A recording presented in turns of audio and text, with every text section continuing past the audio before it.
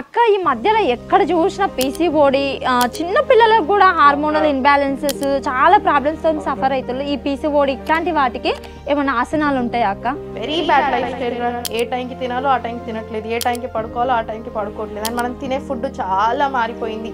అంటే చిన్న చిన్న విషయాలేరా పెద్ద ఇష్యూస్ చేస్తున్నాయి ప్రతి ఒక్కళ్ళు. 10 years కి ఫస్ట్ పీరియడ్ అయితే 11 years కి పీసీఓడి పీసీఓఎస్తో ఇబ్బంది పడుతున్నారు. సో నువ్వు 11 years నుంచే పీసీఓడి అంటే మరి పాపం వాళ్ళు 20 ఏళ్ళు వచ్చేసరికి ఎలా వాళ్ళకి? సో అందుకే చిన్న ఏజ్ నుంచి యోగా అలవాటు చేయండి. వైటమిన్ డి ఎనఫ్ ఉండేలాగా చూసుకోండి. యాక్టివ్ లైఫ్ స్టైల్ ఉండాలి. యోగా తప్పకుండా ఉండాలి. భద్రాసన్, వీరాసన్, అధోముఖ, పల్లకాసన్స్, ఇలా చాలా ఆసనాస్ మనకి రిప్రొడక్టివ్ ఆర్గన్స్కి కానీ పెల్విక్ ఏరియాకి కానీ బ్లడ్ ఫ్లో చాలా బాగా ఉండేలా చేస్తాయి. సో తప్పకుండా యోగా ఉండాలి. నట్స్ అండ్ సీడ్స్ తప్పకుండా ఇంక్లూడ్ చేసుకోవాలి. ప్రాణాయామం, స్ట్రెస్, స్లీప్ సైకిల్ ఇవి మెయింటైన్ చేసుకొని ఫుడ్ కరెక్ట్గా తీసుకుంటే చాలు.